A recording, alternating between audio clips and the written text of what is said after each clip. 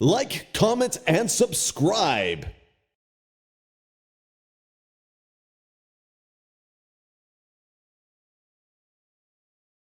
बेइज्जती करने वाली बहू।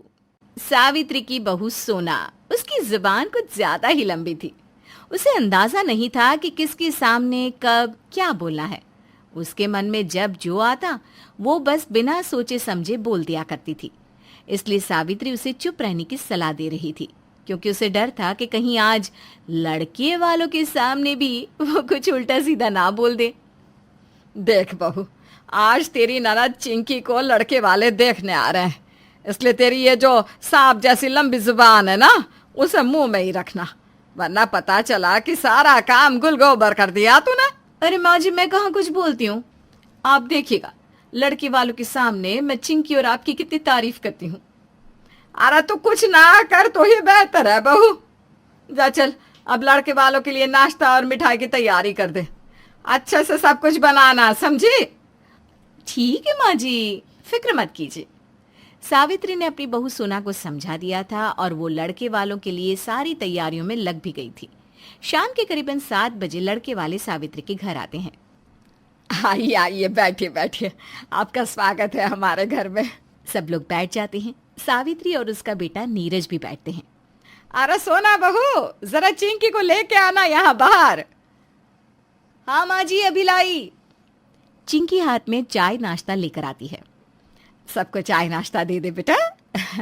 लीजिए लीजिए, घर के कामों में बहुत होशियार है हमारी चिंकी। ये सब नाश्ता मिठाइयाँ भी इसी ने बनाई है। इसकी भाभी ने तो बस उसकी थोड़ी सी मदद कर दी है। हाँ हाँ, मैंने समोसे, हलवा और कचौड़ी तो बना भी ली थी जब ये सुबह 11 बजे उठ के आई ना तब। और अभी शाम की चाय आज पहली बार इसने बनाई है। उसमें भी ना शक्कर नहीं डाली थी तो मैंने डाल दी। आपको कड़वी नहीं लगेगी अब। पीजिए पीजिए। भगवान, क्या करूं इस लड़की का। बच्ची की पढ़ाई इतनी करती है ना कि घर के कामों के लिए समय ही नहीं मिलता है। बड़ी होशियार है पढ़ाई में हमारी चिंकी। हाँ। अरे कहाँ माँ जी, पढ़ाई में तो इसका दिल ही नहीं लगता। सारा दिन इंस्टाग्राम पर रील्स देखती रहती है।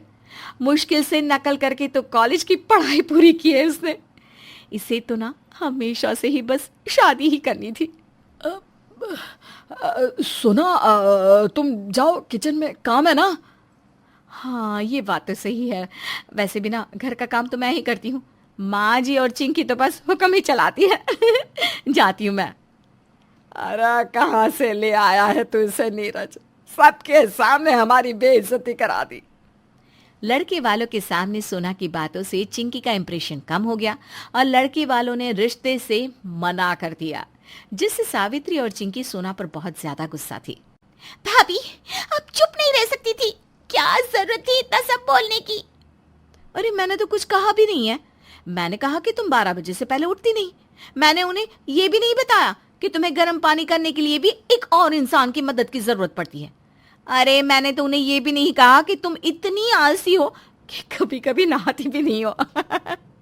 बोलिए ना माँ जी, मैंने ऐसा कुछ भी कहा क्या? नहीं कहा ना? माँ, तुम ही झेलो अपनी बहू को।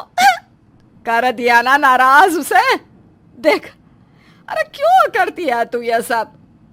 अरे कोई नहीं माँ जी, अभी कमरे में जाकर पिज्जा मंगवाएगी और सहेलियों से फोन पे बात करेगी ना तो ठीक हो जाएगी। भगवान, क्या करूं मैं तेरा। चलिए सब छोड़, शाम को पड़ोस वाली मंगला के घर जाना है। उसको पोता हुआ है तो दोनों चलेंगे, ठीक है? बच्चे को शगुन भी दे आएंगे। ठीक है माँ जी। शाम को सोना और सावित्री पास वाली मंगला काकी के घर आते हैं, जहाँ 2 और पड़ोस की औरतें भी खड़ी थी। अरे तुम दोनों भी यहाँ हो? हाँ, हमने सोचा हम भी मंगला को पोती की बधाई दे दें और शगुन भी। अच्छा चलो, अच्छा है, सब साथ में ही आ गए। ला मंगला, जरा मुन्ने को हाथ में दे, देखो तो सही इसका प्यारा सा मुखड़ा। क्या माँ जी, आप भी ना? अभी तो आप कह रही थी कि मुन्ने का चेहरा भी बिल्कुल मंगला काकी की तरह अमावस्या का चांद है। अरे क्या मजाक कर रही है बहू? मैंने कब कहा?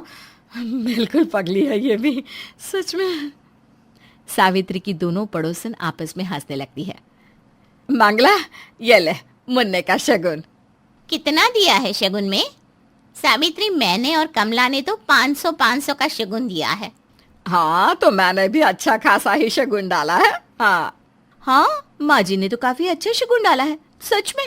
कह रही थी मंगला ने मेरे बेटे की शादी में 100 रुपये ही दिए थे, तो उसे भी तो पता चले कि हम खानदानी रईस हैं। सावित्री की दोनों पड़ोसन कमला और गोदावरी हंसने लगती है और मंगला उसे गुस्से से देख रही थी। सत्यानाश हो तेरा बहू। वो वहां से बाहर आ जाती है बहू का हाथ पकड़कर। हाय रे मेरी फूटी किस्मत, जो नीरज ने तुझसे शादी कर ली। जब देखो सबके सामने मेरी नाक कटा देती है।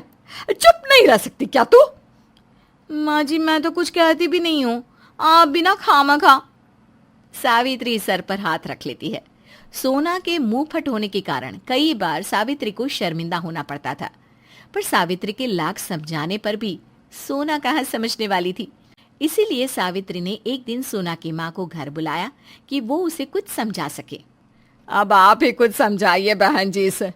मैं तो थक गई हूँ इसे समझाते समझाते, पर इस लड़की के दिमाग में तो भूसा भरा है, भूसा। सोना, क्यों परेशान कर रही है अपनी सास को? कितनी अच्छी सास है तेरी, तेरा इतना ख्याल रखती है। हमारी समधन तो देवी है, देवी। और नहीं तो क्या। देखा बहू, कुछ सीख अपनी माँ से। कितने अच्छे विचार हैं उनके मेरे बारे में। और एक तू है कि उनसे ही तो सीखा है। वही तो कहती हैं कि तेरी सास कुछ करती धरती तो है नहीं, बस बैठ के हुक्म चलाती है। ना खुद कुछ करती है, ना ही बेटी को कुछ सिखाया है। दोनों बस पानी में भैंस की तरह बैठी रहती हैं। ये क्या बोले जा रही है तू? सुनो, मैं आपको भैंस लगती हूँ समधन जी? अरे नहीं, सॉरी, भैंस नहीं, मुझसे गलती हो गई बताने में। माँ तो आपको नागिन कहती हैं, जो हर वक्त बस डसने को तैयार रहती है। मैंने तो उन्हीं से सीखा है कि कभी अपनी सास को सामने कुछ मत कहो, वरना नागिन कब डस ले किसी को पता नहीं। हाँ। वाह, बेटी तो बेटी, माँ तो बेइज्जती करने में उससे भी आगे निकली। नागिन, भैंस। अरे बेवकूफ लड़की, तुझ में सच में दिमाग नहीं, भूसा भरा है, भूसा। समधन जी, मैं चलती हूँ, आप ही संभालिए इसे। ये अब आपके घर की मुसीबत है। और कावेरी वहां से भाग जाती है। हे भगवान, मेरे ही गले पड़नी थी ये मुसीबत। अरे मेरी फूटी किस्मत। सावित्री सर पकड़कर रोती है और माँ जी, ये भी आपके मगरमच्छ के आंसू है ना?